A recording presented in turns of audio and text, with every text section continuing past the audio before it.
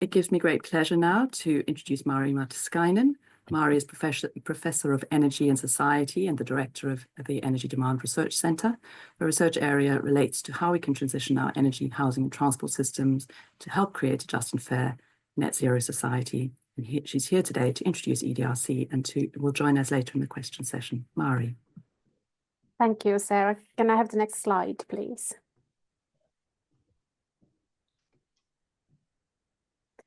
So welcome everyone. So the Energy Demand Research Centre is a £15 million investment from UKRI. So we are funded by EPSRC and ESRC, and we started in July 2023, and we have a 5-year program that is focusing on 5 main different research themes, which are there listed in the middle of the slide. But I wanted to highlight our team. So we have over 80 researchers now across 14 different universities in the UK.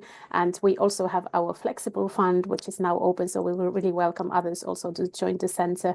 And our research themes focus on place, flexibility, governance, futures, and equity. And I'm really delighted to be here in the meeting today because we are also having discussions from the previous centre, CREDS, which Sarah will introduce later on. So, and I'll hand over to Joanne now. Thank you. Thanks, Mari. I'll just mention that Joanne is, Dr. Joanne Wade, OBE, is the Chief Strategic Advisor for the Association of Decentralized Energy. She's a trustee of the Energy Institute and on the advisory boards of both EDRC and UKERC, in which she's here today because of that. And her work is currently focused on buildings, energy efficiency policy and practice. And she's going to introduce UKERC and will also join us in the question session later. Great, thank you, Sarah.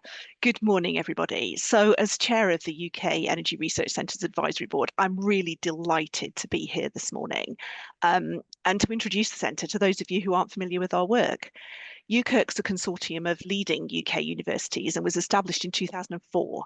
It's funded by UK Research and Innovation, and it's now in its 5th phase, which is going to run from 2024 to 2029. And in that phase, our research is focusing on 4 key challenges: delivery, flexibility, geopolitics, and affordability and justice. And UKERC's mission is to inform government, industry, and the public sector, and to help develop a resilient, affordable energy system for everybody. As well as having those 4 themes, we also help to enable the wider research community to maximise its impact through local, national and international engagement and conferences, roundtables, workshops and surprise, webinars. And this is the first in a series of webinars that will happen during UKERC's 5th phase and will cover all aspects of the energy transition. And we do hope that many of them, like this one, will be hosted jointly with our partners. And on that note, do look out for another joint UKERC IEA webinar that's coming up early in May on energy technology perspectives. And we're delighted for this webinar on energy efficiency to also partner with EDRC. And I think it's just one illustration of the close links between the 2 centres. A number of academics are involved in both UKERC and EDRC, including Karen Turner, who you're going to hear from later on this morning. UKERC's research on energy efficiency sits within the affordability and justice theme, and there are a number of projects ongoing on retrofit. And if you want to find out any more about those or anything else about UKERC, please do visit our website, and do also sign up for our newsletter to stay informed about future events like this, about opportunities we're offering, and about all the outputs from the centre. That's enough from me, and I do hope you enjoy today's session. Thank you. Thanks so much, Joanne. And now to the main event. I'm going to introduce Lucas Boehle, who is an energy efficiency analyst at the International Energy Agency based in Paris. He's the lead author of the Energy Efficiency 2024 report, which we're going to hear about, and is the IEA's IEA's primary analysis on global trends in energy efficiency markets and policy. Before he was with the IEA, he worked as a senior policy advisor on energy efficiency for the Netherlands government. Today he's going to talk about his report and work that's been done since. And his talk is called From Awareness to Ambition to Action. Over to you, Lucas. Thank you very much, Sarah, and thank you, colleagues, for the nice invitation. Hello, everyone. Good morning. Thank you for taking the time to tune in, and thank you to EDRC and UKERC for the kind invitation. My name is Lucas Boehle, and I'm an energy efficiency analyst here at the International Energy Agency in Paris. Specifically, I work in our Office of Energy Efficiency and Inclusive Transitions. In the coming 15 to 20 minutes, I will talk to you a bit about our flagship report on energy efficiency, Energy Efficiency 2024, but I will also share some analysis specific to the United Kingdom with you, given today's focus of the webinar. I very much look forward to the discussion after my presentation as well. So I welcome you all to not only ask questions, but also provide suggestions and feedback for us, as we're currently already starting preparations for next year's report. To just give you an idea, both UKERC and EDRC colleagues have contributed massively throughout the report cycle, which has helped us a lot to improve the analysis. So we very much welcome that again this year. Given that we have a lot of people connected online with expertise on energy efficiency, we would love to hear from you. And you can also send suggestions directly to my email, which you can see at the bottom of the slide here. I would like to start with recalling an important milestone for energy efficiency in recent years. At the end of 2023, countries around the world came together at COP28 in Dubai and agreed to aim to double the global average annual rate of energy intensity improvements by 2030. This marked quite an historic milestone for energy efficiency in the global policy arena and was a sign of countries moving from awareness of energy efficiency, which had grown in response to the global energy crisis, to setting concrete ambition. In our report, Energy Efficiency 2024, we tried to estimate to what extent that ambition has turned into action yet. Let's first look at energy demand. Oh, excuse me. Not that fast. Let's first look at energy demand. After several external shocks to the energy system, you can see, for example, from 2019 to 2021, the COVID-19 pandemic had a big impact on transport energy demand in particular. And then the global energy crisis in 2022 showed significant effects to residential energy demand, but also industrial energy demand. In 2023, we estimate that energy demand grew at a rate of around 2%, similar to 2023. And again, we expect especially industrial energy demand to recover as pressures from the energy crisis ease. As many of you know, energy demand is driven by different forces. On the one hand, you have structural and activity effects potentially pushing up energy demand, such as more people getting access to energy, or more people, especially in advanced economies, using more energy in having more appliances or living in bigger homes, driving bigger cars. And on the other hand, you have efficiency trying to temper some of this demand growth. And the balance between these forces determines the overall demand growth and direction towards the future. And it's an important factor in energy efficiency progress globally. A second important factor affecting global progress on energy efficiency is how much money is flowing to efficiency, the level of investment. This includes businesses buying more efficient motors, governments spending on new subsidies, for example, on energy retrofits. But most investments in energy efficiency come directly from people at home, such as through insulating their house, buying an efficient heat pump, or switching to more efficient devices. And what we can see is that after significant growth between 2019 and 2022, energy efficiency investment has remained relatively flat since 2022. And 2024, we estimate a relatively weak growth of around 4% globally in efficiency-related investments. One notable development in 2024 is that some emerging markets in Africa, the Middle East, and Latin America are expected to see some of the fastest growth in efficiency-related investment in 2024. However, that's unlikely to shift the global total significantly, as these markets represent at the moment less than around 5% of total global investment in efficiency. As with most clean energy investments, currently efficiency investment is still heavily centralized in North America, Europe, and China. So now that we've seen some of the factors that potentially drive efficiency progress, it's time to look at how these forces have come together to determine overall energy efficiency progress in 2024.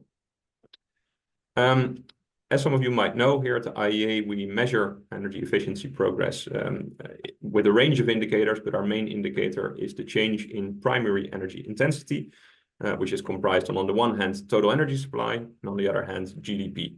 And that means that if we use less energy to produce the same amount of outputs, the world as a whole is becoming more efficient. And in 2024, we estimate a slow global progress for energy efficiency of around 1%. That's similar to 2023, but significantly lower than the required level in the COP28 target to double global energy efficiency progress by 2030 that I mentioned in the beginning. As a result, we conclude that the world is currently not on track yet to achieve its ambition with regards to energy efficiency. However, in the past decade, many countries have managed to reach higher energy efficiency improvements, with 9 out of 10 countries, for example, achieving a rate of 4% at least once. So it is possible, but policy implementation needs to ramp up if we want to reach those levels again and sustain. When we look at longer-term trends, such as the average annual progress in the previous decade, from 2010 to 2019, we see something interesting happening for the United Kingdom. We see that the United Kingdom was the only G20 country in that decade to reach an average annual improvement rate in primary energy intensity of 4%. We can see China also saw strong progress, over 3.5%, and the world as a whole averaged an improvement of around 2% per year that decade. That brought us to the question, what happened in the UK that it posted such strong progress?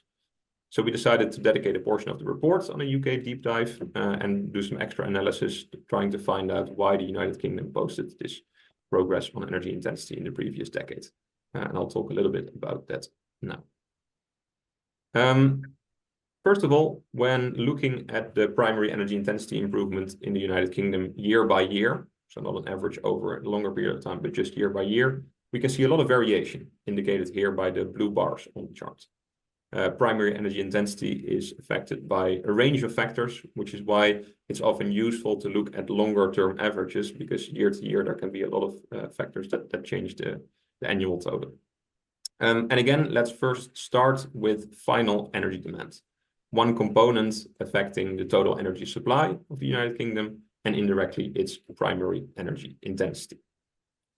And what we can see is that in the previous decade, from again 2010 to 2019, we see energy demand across a range of end-use sectors in the United Kingdom falling, while some activity levels rose.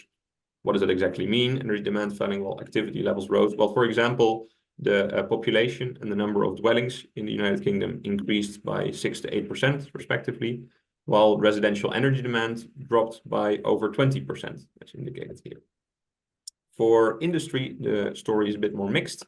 We can see that energy demand in industry fell by around 16%, and part of it is driven by some structural shifts within industry, with, for example, a big decrease in steel production in the United Kingdom by over 20%, while cement production rose by 15%. So there are different forces at play in industry.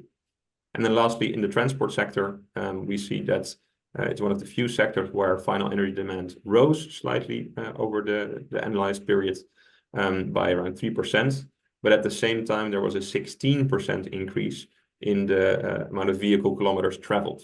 So activity in transport increased more than that energy demand increased.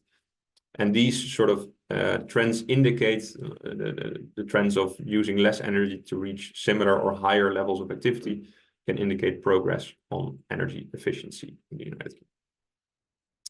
However, as said, primary energy intensity is driven by total energy supply, not final energy demand.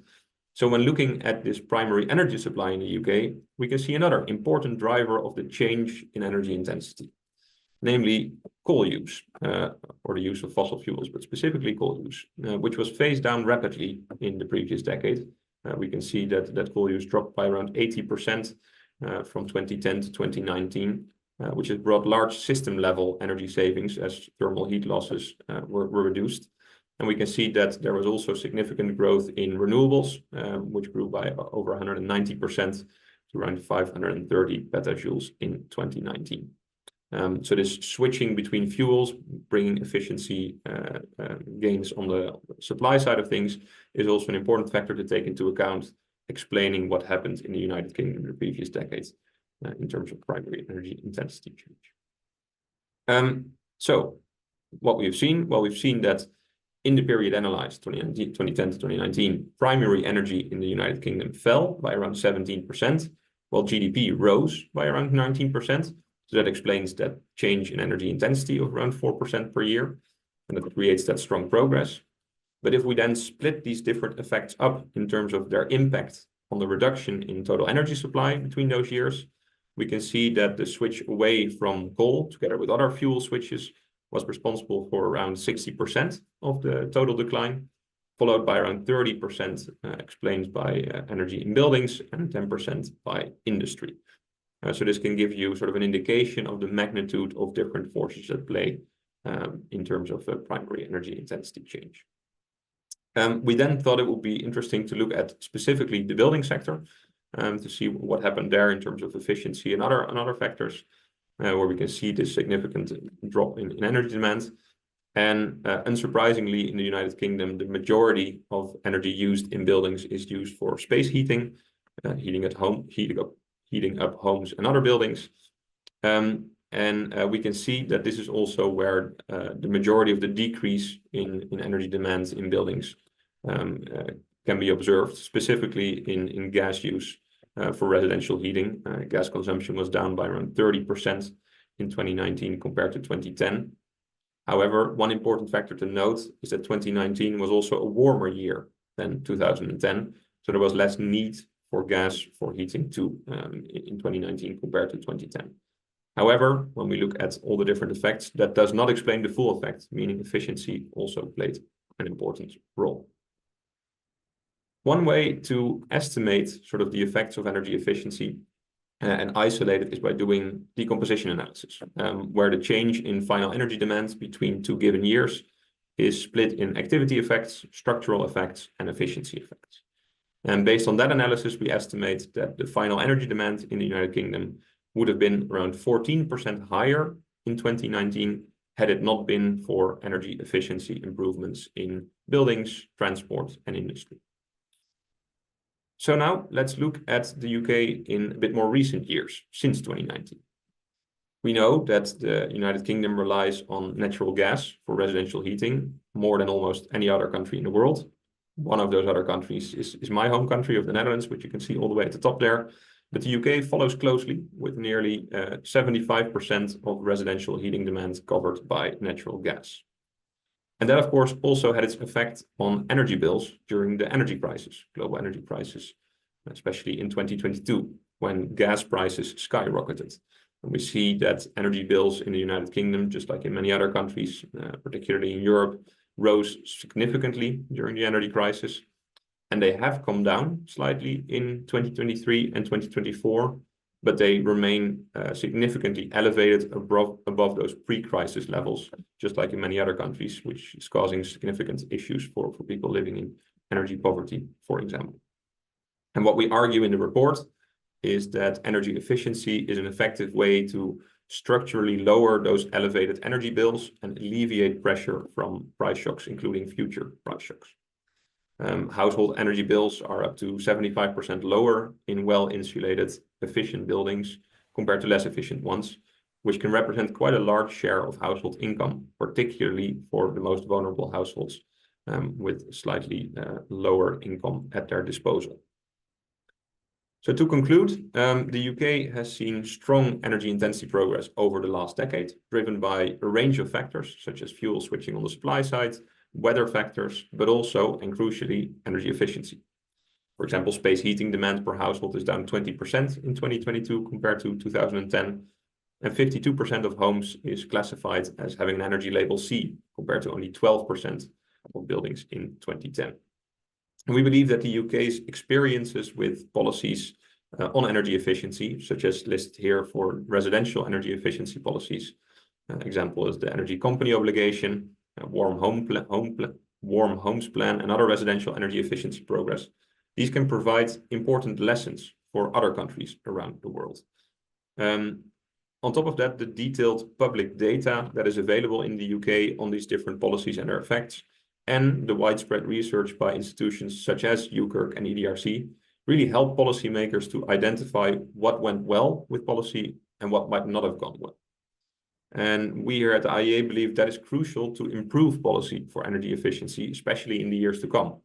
So it's not only relevant for UK policymakers, but also policymakers in other countries to observe what went well with policy, what might not have gone well, and what are the magnitudes of the different effects So we very much welcome you to continue the research in that area. I think it's very beneficial for many policymakers. And our member countries always come to the IEA to ask what the effects of certain policies are. So that information definitely helps.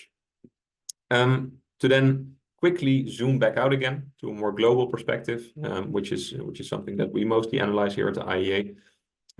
We can see that policy action on energy efficiency is ramping up across the world, not only in Europe, partly in the United Kingdom.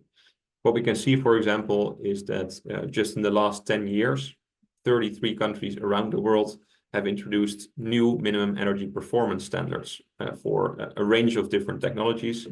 We can see the difference here on the slide between 2014 and 2024 for technologies such as air conditioning, lighting, industrial motors, but also cooking technologies. So we see that countries are ramping up their policies. In 2024 alone, 13 countries updated these minimum energy performance standards. So there is a lot of policy action going on energy efficiency. But what we also see at the same time is that there is still significant scope to increase the stringency of these energy efficiency policies. The slide here shows in the blue bars the range between different countries in terms of their stringency. Shown here is lighting and air conditioning minimum energy performance standards. In the report, you'll find other technologies such as industrial motors and vehicles as well. And what we can see is that there's a large variation between countries. And we here at the IEA believe that there is potential for countries to align those standards more and increase the stringency of different policies and update them regularly. Besides, of course, the focus on implementation and enforcement of these policies to make sure that what's intended in theory also works in practice. You can read more on different regions, different sectors, and different topics of the report online. You can scan this QR code or just go to the IEA website, look for energy efficiency, and you'll find it. It's freely available on the website. And in parallel to the report, also I think a very innovative and cool tool is our new energy efficiency progress tracker. We launched it in parallel with Mark's report in November. And on the website, you can now freely access data on a range of different indicators from primary energy intensity to final energy intensity, electrification progress, energy demand per sector. And you can do that for a range of different countries, different regions. And it's all freely available on the website. So I highly recommend you to check that out as well. We'll regularly update the progress tracker throughout the different years. So that should be the most recent data that we have available and we'd like to share with you. Finally, before I close, I'd like to mention our next big event coming up on energy efficiency, which is our annual global conference on energy efficiency. This year, it will be co-hosted by the European Commission and will take place on the 12th and 13th of June in Brussels. This is sort of the IEA's most high-level event on energy efficiency, where ministers, CEOs, other leading voices on energy efficiency, but also senior policy advisors come together and discuss the state of play of energy efficiency at the moment, but also the direction of travel for the future and any plans and best practices that countries can share there. So we very much invite you to follow that event as well. Many of the side events will be live streamed, so mark those dates in your agenda. That's all from my side. Again, thank you for taking the time to tune in, and thank you for the invitation to EDRC in UKERC. I look forward to discussing with you for the rest of the webinar and answer any questions that you might have. Thank you very much, and I'll hand it back to the chair.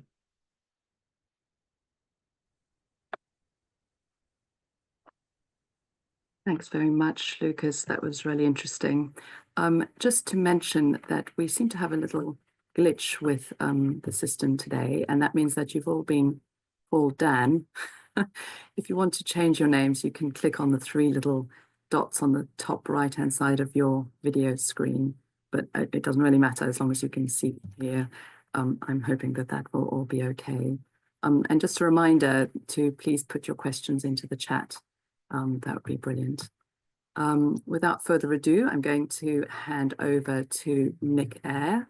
Nick is a professor of energy and climate policy. Until recently, he was the director of the Centre for Research into Energy Demand Solutions, which is the predecessor of EDRC. He acts as the scientific advisor on climate change to Oxford City Council and is interested in the role of public policy in reducing energy demand and carbon emissions. and the transition to zero carbon energy systems. He will spend 5 minutes now responding to what he's heard. Nick, if you could turn on your camera and start talking, that would be brilliant. Thank you, Sarah. I think my camera is now on. It is. Thanks to Lucas for a really interesting presentation. And actually thanks to the wider group of colleagues in the IEA for doing this international work, because it really is helpful and illuminating. And I was one of the people involved in looking at the UK deep dive, so I've had the opportunity to see this well in advance. Many of you, like me, will be surprised to see the UK top of a list like this. And the surprise is that many people on this call will know that energy efficiency ambition was reduced quite significantly during the period 2010 to 2019. So the part of the deep dive, as Lucas said, was really to think about what is going on here, and just to pull out 2 points that Lucas has already made, but really to try and put numbers on them. We think that the specific choice of years from going from 2010 to 2019 was significant, in that 2010 was a very cold year and 2019 was a very warm year.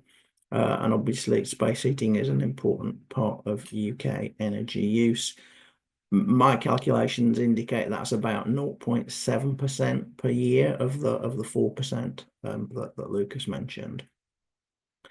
Similarly, the choice of a primary energy metric is important here.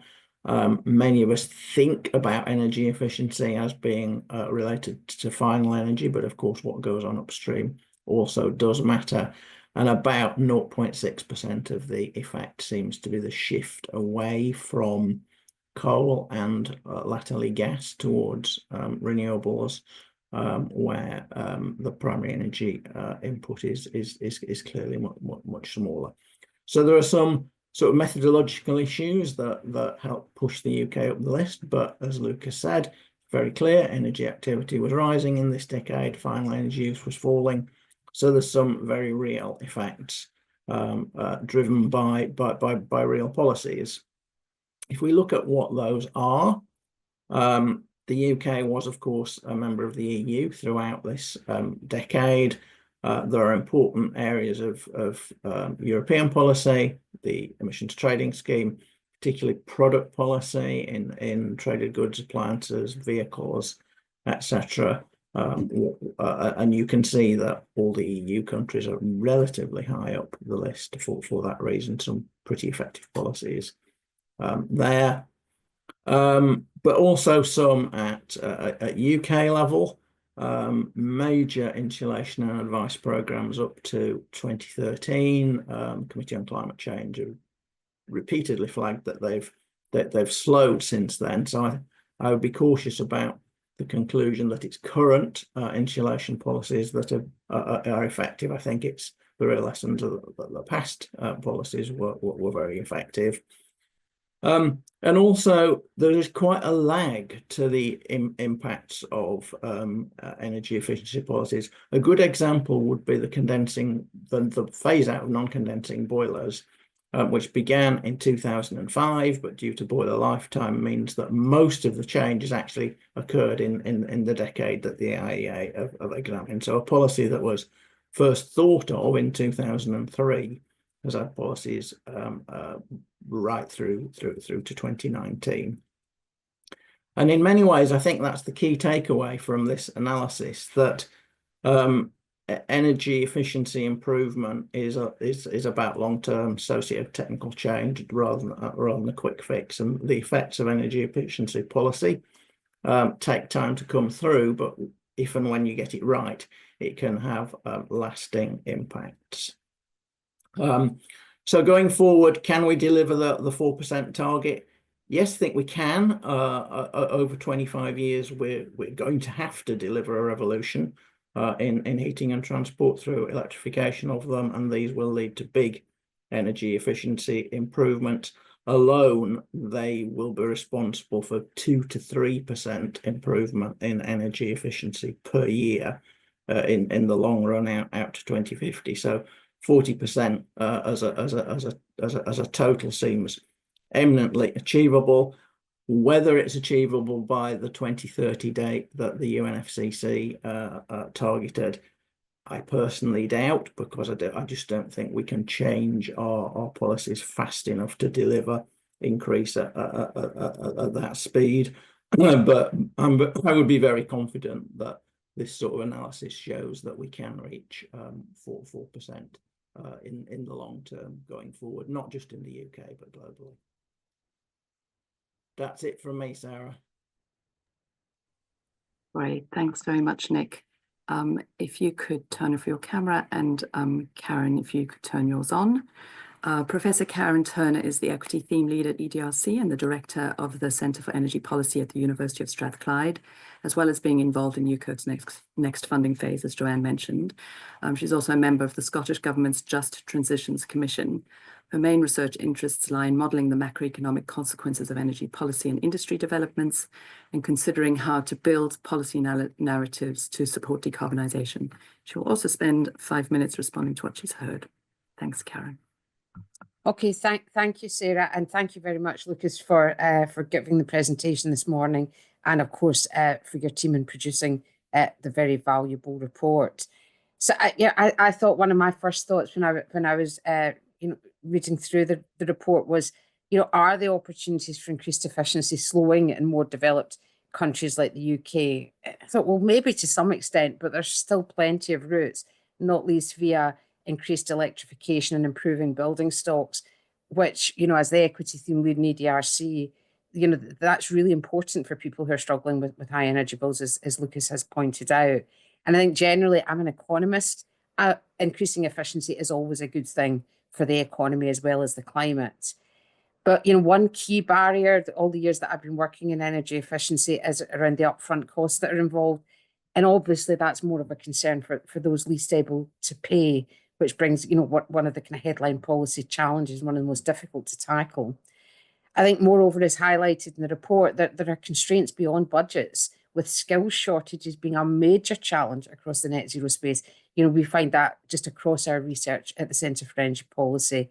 And it's not just about the risks and delays, risks about delaying implementation, but also the overall cost of delivery will be pushed up for energy users and for economies where labour shortages trigger wage cost pressures that, of course, will have wider impacts and lasting impacts throughout economies.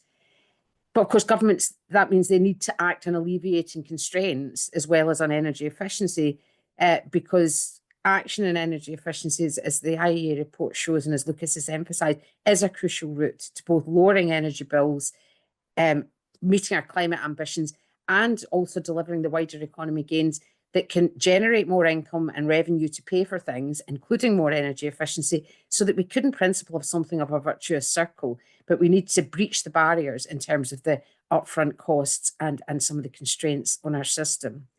I think, as the report points out, a crucial thing here is making what we have to replace more energy efficient, and that that's been very important in terms of manufacturing standards and things, that whenever we get rid of our inefficient appliances, get them out of the system, we're taking on more efficient things in terms of whether we want to or not. We should always want to, but that's what you get when you go out and purchase a new appliance. So standards are really important.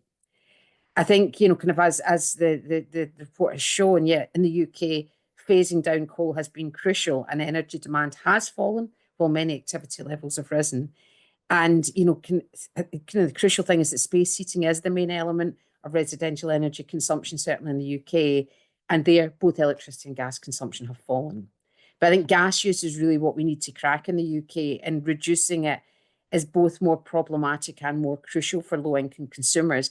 But we have to make sure we do it in ways that don't cause them to underheat their homes, because that's the wrong type of energy demand reduction, or where they have to bear huge upfront costs in changing how they get their heat. And I think here, as energy bill remains high, energy efficiency is a key tool for affordability, but the real challenge is how it's delivered. More fundamental approaches like loft and cavity wall insulation are important, but they're not enough if households, particularly low income and more vulnerable ones, remain locked into gas heating, even if they've got more efficient boilers, which of course are coming with standards now. Our CEP team's work with UKERC also highlighted the challenge of the price of electricity being high relative to that of gas in the UK. That's a problem where electrified solutions are more efficient, but if the economic benefits of more energy efficient heating systems are being eroded through the high cost of electricity relative to gas. So that's a challenge, kind of balancing those off without putting all the burden on gas prices, where that's going to fall on more vulnerable consumers. Also, some of our more recent research in the equity theme of EDRC has shown that with a very supply-constrained construction sector being central in delivering basic energy efficiency improvements, such as loft and cavity wall insulation, there's a real risk that government spending on behalf of those less able to pay could displace private investment, including in a range of other net zero activities. So I think that brings me back to thinking about how the range of constraints that we've got here that are likely preventing progress in energy efficiency with the delivery of skills in local supply chains in particular being a really key challenge here. And that's one with an equity dimension as well. I mean, we need an increase in equity and job creation. Policies supporting training, upskilling, and gender inclusion in energy efficiency sectors are critical to ensuring fair access to new job opportunities. Thus, labour justice and green job creation and growth is another central focus of the work that we're doing in the EDRC equity theme. And I think it's another area, in addition to those that Lucas has highlighted, where the UK should be striving to provide useful lessons for other countries and to take leadership in that regard, as well as on the energy efficiency policies themselves. But we need to effectively and efficiently, because that word keeps on coming up, not just on energy, we need to crack the problem first of how we in the UK, if we're going to be a leader in delivering a just and equitable path forward, a core element has to be closing both efficiency and other equity gaps, including access, as we reduce our energy demand and as we develop deliverable solutions for doing so. So that's my bit. Thanks again, Lucas, for the presentation.